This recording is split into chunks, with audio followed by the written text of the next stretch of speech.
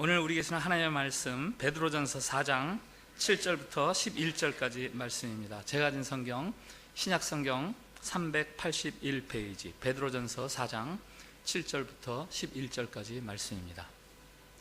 말씀을 봉독할 때에 살아계신 우리 하나님의 음성으로 들으시기 바랍니다.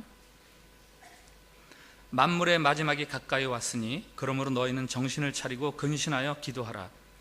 무엇보다도 뜨겁게 서로 사랑할지니 사랑은 허다한 죄를 덮느니라.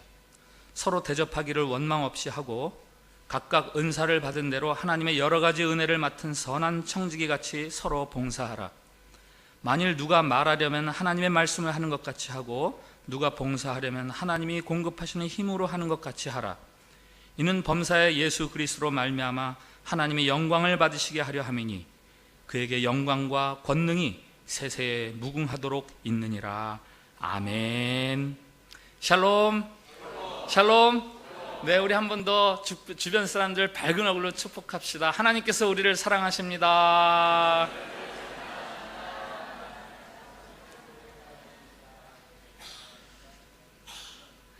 애플사의 스티브 잡스, 그가 2005년도 스탠포드 대학교 졸업식 축사에서 자기 인생에게 아주 중요한 영향을 미쳤던 세 가지에 대해서 이야기를 합니다. 그 중에 하나는 그가 17살 때 읽었던 어떤 글이에요. 그 글은 이런 글이었습니다. 만일 당신이 매일을 삶의 마지막 날처럼 산다면 언젠가 당신은 대부분 옳은 삶을 살았을 것이다. 만일 당신이 매일을 삶의 마지막 날처럼 산다면 언젠가 당신은 대부분 옳은 삶을 살았을 것이다. 17살 소년이 그 글을 읽고 그로부터 33년 동안 매일 아침이면 거울 앞에 서서 오늘이 내 인생의 마지막 날이라면 내가 오늘 하려고 했던 그 일들을 그대로 할까를 질문하면서 살았다고 합니다. 대강절 넷째 주간입니다. 주님이 오시기를 기다리는 절기. 주님 오심을 기다리면서 우리는 종말을 기억하는 법을 배워야 합니다. 그래야 내가 오늘 무엇을 하며 살까를 바르게 알 수 있습니다. 오늘 말씀에 하나님이 베드로 사도를 통해 말씀하십니다. 만물의 마지막이 가까이 왔으니, 만물의 마지막이 가까이 왔으니, 우리가 주님을 만날 그 시각을 말합니다. 그리고 이 말씀은 17살 소년, 청소년 스티브 잡스가 들었던 그 마지막 날에 대한 말입니다. 이 말을 우리의 마음속에 받아들일 때에 우리가 오늘 어떻게 살아야 할까를 비로소 바르게 알게 됩니다. 하나님께서는 만물의 마지막이 가까이 왔으니 오늘 우리가 어떻게 살아야 한다고 말씀하십니까?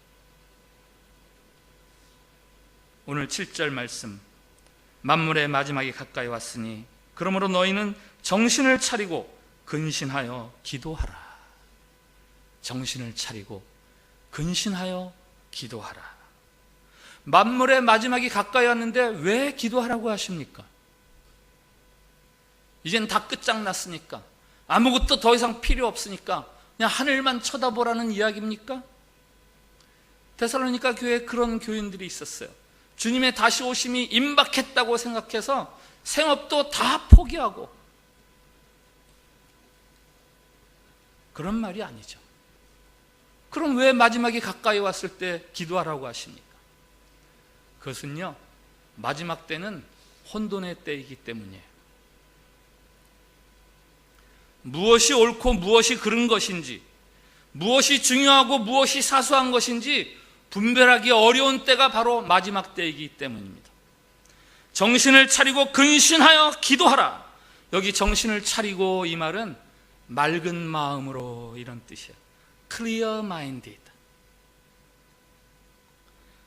근신하여, 분별력 있는, 냉정한, 침착한, 그래서 self control.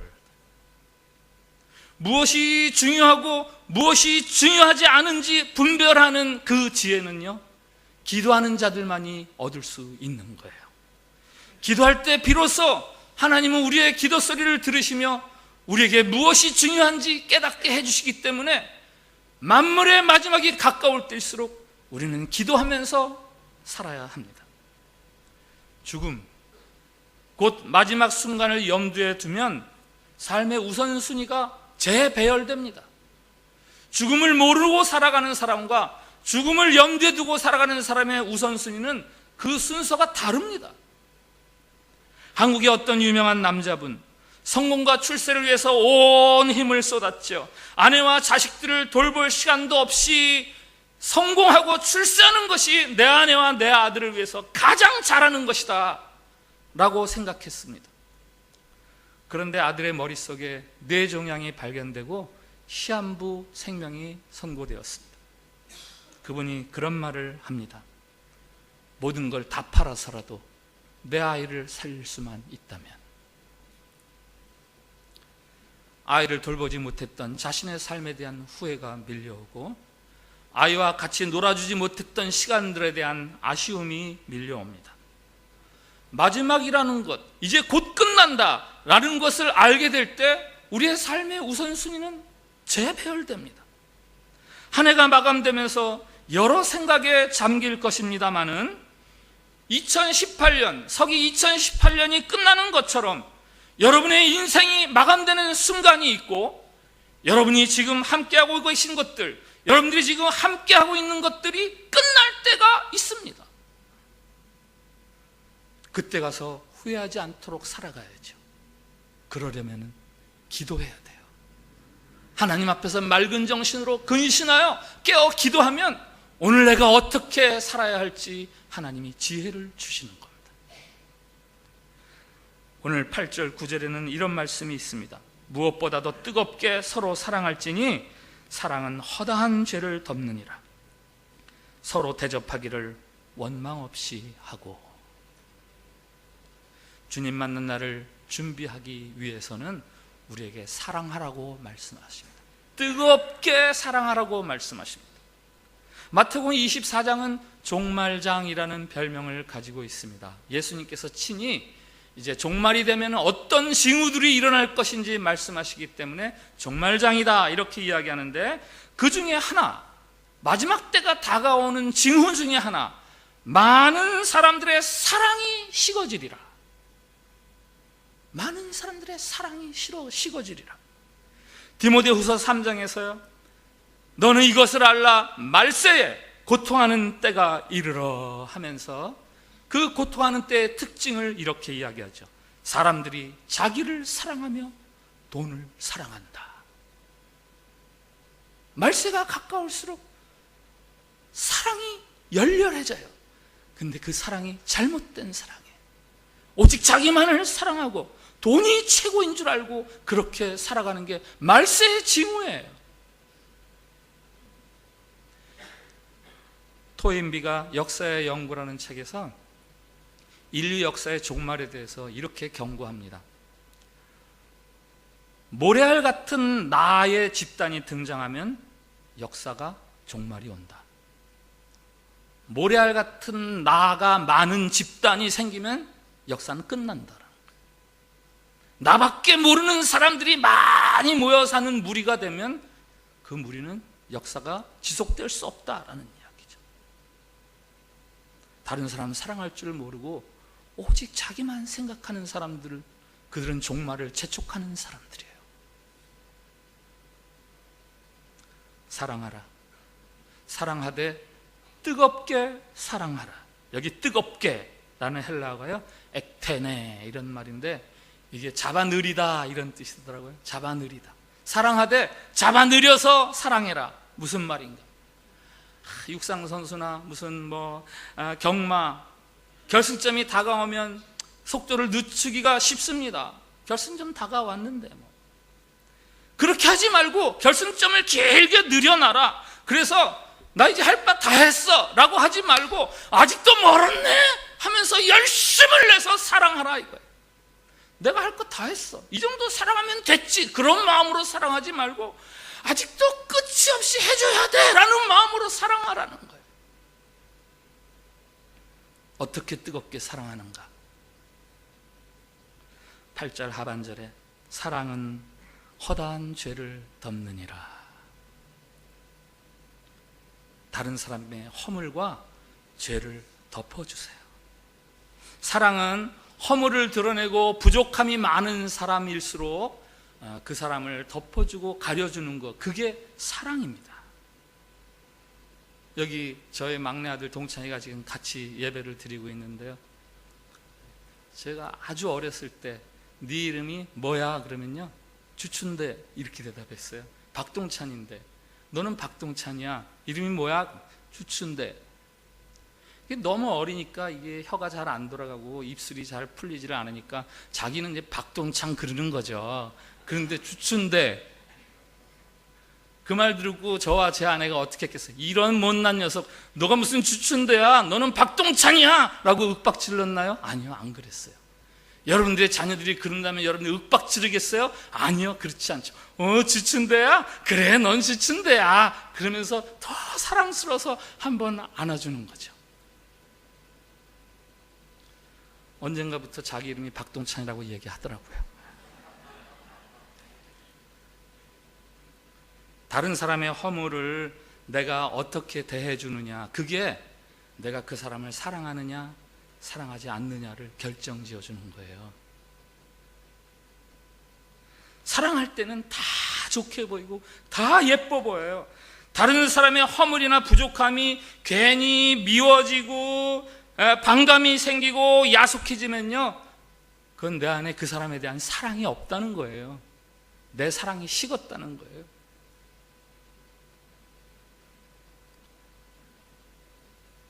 대강절, 주님의 날을 기다리면서 우리는 다른 사람에 대해서 더 뜨겁게 사랑하는 법을 배워야 돼요. 훈련해야 돼요. 다른 사람의 허물과 죄를 내가 어떻게 대해야 하는가, 이것을 훈련해야 돼요. 뜨겁게 사랑하는 방법 또 한 가지가 9절에 나와요. 서로 대접하기를 원망 없이 하고, 서로 대접하기를 원망 없이 하고, 다른 사람 대접을 기쁨으로 하라. 기쁨으로 하라. 마태복음 25장에 예수님께서 이제 심판주로 오셔서 양과 염소를 심판하는 이야기가 나오죠. 그때 주님이 오른쪽에 있는 양들, 의로운 사람들이죠. 그들에게 이렇게 이야기하십니다. 내가 줄일 때 너희가 먹을 것을 주었다.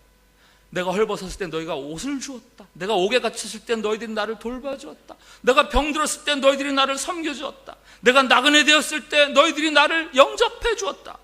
그러니까 그들이 뭐라 그래요? 주님, 우리가 언제 그랬어요? 우리 주님에게 그런 적이 없는데요? 그때 주님이 대답하시죠. 너희가 내 형제 중에 작은 자 하나에게 한 것이 바로 나에게 한 것이다. 하나님께서는 우리의 실제적인 사랑에 대해서 물으십니다. 얼마나 우리가 사는 동안에 편안하게 부유하게 살았느냐는 하나님의 관심이 아니에요. 하나님이 우리에게 물으실 질문은 네가 얼마나 사랑을 많이 베풀면서 살았느냐입니다. 서로 대접하기를 원망 없이 하라. 여기 대접하다라는 단어를 헬라어로 보니까 필록세노스, 이게 복합어더라고요. 나그네하고 사랑을 합친 단어예요. 대접하다, 이게 나그네와 사랑을 합친 단어입니다. 잠깐 만나고 말 사람들이 나그네죠. 한번 보면 말 사람들이 나그네입니다. 내가 뭘 베풀어도 대접할 기회가 더 이상 없는 사람들이 나그네입니다. 그들을 사랑하는 것, 그것이 대접하는 거예요. 아브라함은 지나가는 사람을 대접하다가 천사, 아니 하나님을 대접하게 되었습니다. 2018년 대강절을 지내면서 우리는 더 뜨겁게 사랑하는 법을 배워야 합니다. 다른 사람의 허물을 덮어주고 대접하고 베푸는 일을 푸념하지 않고 하는 그 삶을 훈련해야 돼요. 오늘 10절 말씀에는 이런 말씀이 있습니다. 각각 은사를 받은 대로 하나님의 여러 가지 은혜를 맡은 선한 청지기 같이 서로 봉사하라. 선한 청지기 같이, 여기 청지기는 주인하고 상대되는 개념이죠. 주인이 아니라 관리하는 사람, 종, 이런 뜻입니다. 선한 매니저처럼, 관리자처럼 그렇게 봉사하라. 11절에는 봉사에 관련돼서 하나님이 공급하시는 힘으로 하는 것 같이 봉사해라. 하나님이 공급하시는 힘으로 하는 것 같이 봉사해라. 내가 돕는 것 같지만 내가 하는 게 아니라 하나님이 하시는 거죠.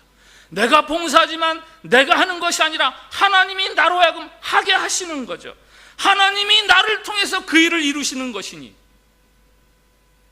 그 일을 마다할 것이 아니라 오히려 하나님께 감사하면서 그 일을 내가 해야죠. 많은 사람이 있는데 이 선한 일을 나를 통해 하시다니 감사합니다 하면서 하는 것이죠. 봉사하면서 나를 드러낼 이유는 하나도 없습니다. 인정받거나 칭찬 들으려고 할 이유 하나도 없습니다. 왜? 하나님이 공급하시는 것으로 하는 것이니까. 연못가에 개구리들이 모여 삽니다.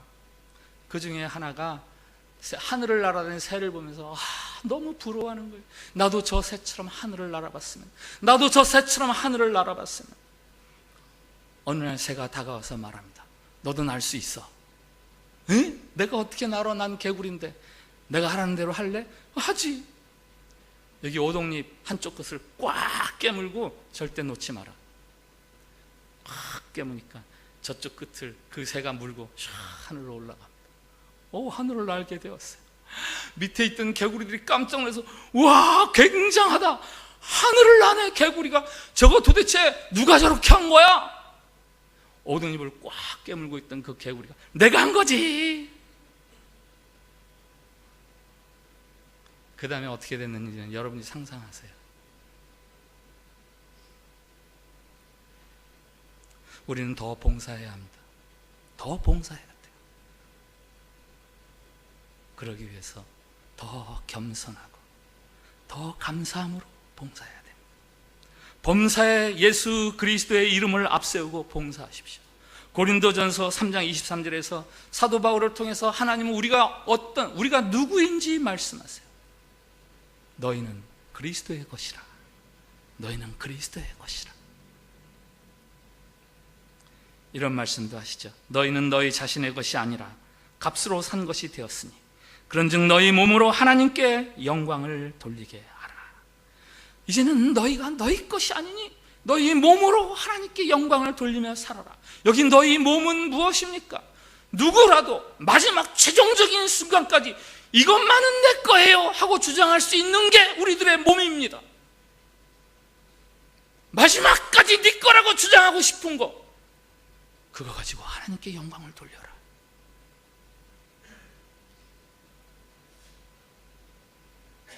오늘 우리는 성찬식을 행합니다. 성찬식은 무엇입니까? 우리에게 생명을 주시기 위해서 예수님께서 대신 죽으시면서 그 사랑을 확증해 주신 자리가 성찬식입니다. 한 사람의 죽음, 아니 하나님의 죽음의 자리, 죽음을 통한 우리를 위한 섬김, 그게 바로 이 성찬식의 자리예요. 이 성찬을 통해서 우리는 우리가 누구에게 속한 자들인지 분명히 깨달아야 합니다. 그리고 이제는 우리가 어떻게 살아야 하는지 분명히 알아야 합니다. 우리를 향한 예수 그리스도의 그 놀라우신 은혜와 사랑, 그것들을 감격해하며 떨리는 심정으로 이제는 새로운 삶을 살겠다고 다짐하는 자리, 그리고 그 능력을 공급받는 자리가 바로 이 성찬식입니다. 앞서 말씀드린 스티브 잡스가 말한 자신의 인생의 전환점을 가져온 세 가지 중에서 또 한 가지, 두 번째 이야기하는 게 있어요. 그것은 췌장암이에요. 췌장암. 2005년 그가 이 연설을 하기 1년 전에 췌장암 수술을 받아서 연설 당시에는 제법 건강했습니다. 그가 말합니다. 내가 곧 죽을 것이라는 것을 생각하는 것은 내가 내 삶에서 큰 결정들을 내리는데 도움을 준 가장 중요한 도구였다. 모든 외부의 기대들, 모든 자부심, 모든 좌절과 실패의 두려움, 그런 거의 모든 것들은 죽음 앞에서는 아무것도 아니기 때문에 진정으로 중요한 것만을 남기게 된다. 대강절 네 번째 주, 마지막 주면서 또 한 해가 저무는 우리가 경험했던 또 하나의 끝을 경험하는 시점입니다. 오늘 말씀에 의하면 이 대강절을 지탱하는 세 가지 색깔이 있어요. 삼원색, 기사봉, 기사봉. 기도하세요. 게으르지 말고 기도하세요. 사랑하세요. 뜨겁게 사랑하세요.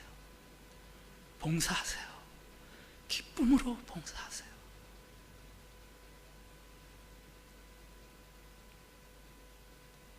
혹 여러분 가운데는 기사봉요? 기도요? 사랑이요? 봉사요? 아이고 지금 제 코가 석자예요. 좀 나아지면 하죠. 그런 분들이 혹 있을지 모르겠습니다. 여러분, 하나님 오늘 말씀해 주시는 이 베드로전서의 독자들은 어떤 사람인지 알고 계십니까? 베드로전서 1장에 나와 있어요.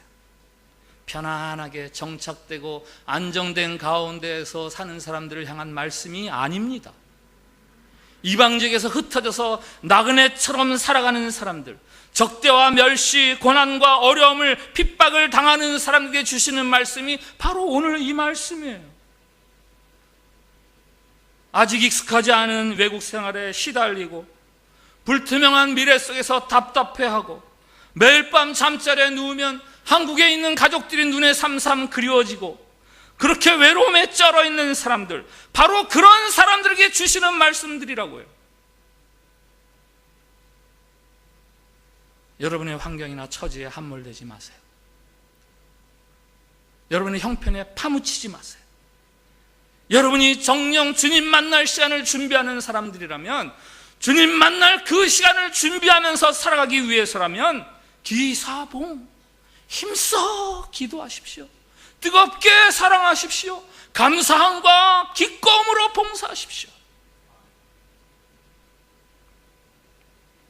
그러한 여러분을 위해 들려주시는 하나님의 약속의 말씀이 오늘 본문 마지막에 있습니다. 같이 읽을까요? 11절 말씀 시작. 이는 범사에 예수 그리스도로 말미암아 하나님이 영광을 받으시게 하려 함이니 그에게 영광과 권능이 세세에 무궁하도록 있느니라. 아멘. 기사봉을 살아가는 자들, 그들을 통해서 하나님의 영광 받으시겠다는 거예요. 하나님은 그렇게 살기에, 그렇게 대접받기에 마땅하신 분이시라는 거예요. 2018년 대강절을 마감하면서 이제는 기사봉의 삶을 살아가시는 우리 모든 교인들이 되기를 축복을 드립니다. 기도합시다. 하나님 감사합니다. 대강절 마지막 주일, 흩어진 나그네처럼 힘들게 살아가는 우리들이 어떻게 주님 나를 기다리면서 살아갈 수 있는지, 어떻게 오늘 영광을 돌릴 수 있는지 깨닫게 해주셔서 감사합니다. 우리 삶이 비록 힘들고 고단할지라도 거기에 파묻히지 않게 해 주시옵소서. 어떤 상황에서도 더욱 기도에 힘쓰고 뜨겁게 사랑하게 하옵소서. 선한 청지기처럼 기쁨으로 봉사하게 해 주시옵소서.